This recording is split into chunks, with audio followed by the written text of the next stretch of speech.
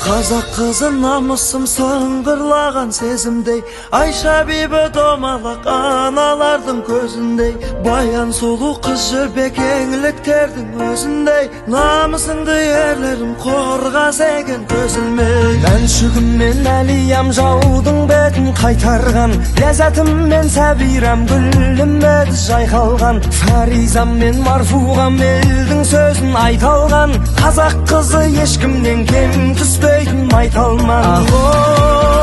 аридай